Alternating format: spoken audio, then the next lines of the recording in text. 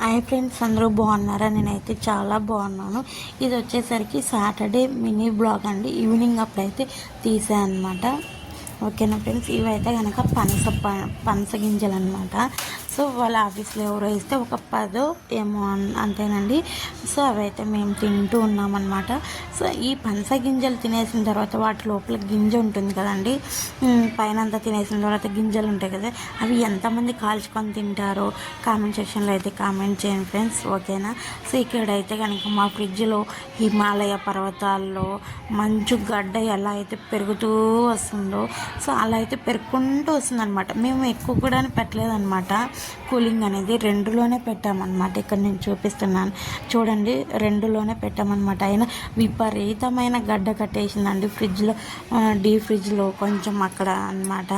So దాన్ని అంతా కూడా నేను స్పూన్తో కొంచెం కదిలిచ్చేసి ఇలా అయితే కనుక తెచ్చుకొని బయట అయితే చాలా ఎంజాయ్ చేసామండి. నిజంగానే ట్రిప్పులకు వెళ్తూ ఉంటాం కదా, లక్షలు పెట్టుకొని వేలు పెట్టి వెళ్తూ ఉంటాము. సో నాకు ఇక్కడే చాలా ఎంజాయ్ చేశానని అనుకుంటానండి. ఎందుకంటే ఈ గడ్డతోటి చాలా ఎంజాయ్ చేసాము, చాలా నవ్వుకున్నాం, చాలా హ్యాపీ అయితే అనిపించిందండి.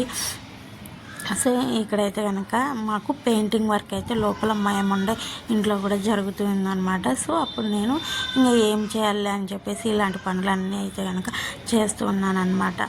సో ఇంకైతే కనుక నెక్స్ట్ తొలి ఏకాదశి రోజు అనమాట ఇదైతే కనుక. సో ఇక్కడ నేనైతే ఆ గింజల్ని అయితే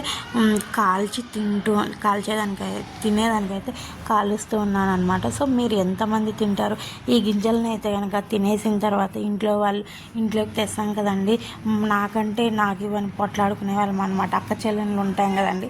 సో అట్లాగైతే కనుక నాకు ఇవ్వు అని చెప్పి పొట్లాడుకునే వాళ్ళము. పొయ్యిలో అయితే నిప్పుల మీద వేసి కాల్చుకొని పొట్టు తీసేసి తినేవాళ్ళం అనమాట. చాలా బాగుంటుంది ఇది. మీరు ఎంతమంది అనుభవించారో ఈ యొక్క హ్యాపీ మూమెంట్ని నిజంగానే నాకైతే కామెంట్ సెక్షన్లో కామెంట్ చేయండి ఫ్రెండ్స్. చాలా బాగుంటుంది పప్పు అయితే కనుక కాల్చుకొని తింటే. ఇంకా అగ్గినిప్పుల మీద వేస్తే ఇంకా బాగుంటుందండి. ఇప్పుడు ఇక్కడ అవైలబుల్గా లేవు కాబట్టి ఇలా అయితే తింటూ ఉన్నాను. వీడియో నచ్చితే కనుక లైక్ చేయండి ఫ్రెండ్స్. ఉంటాను, బాయ్. మళ్ళా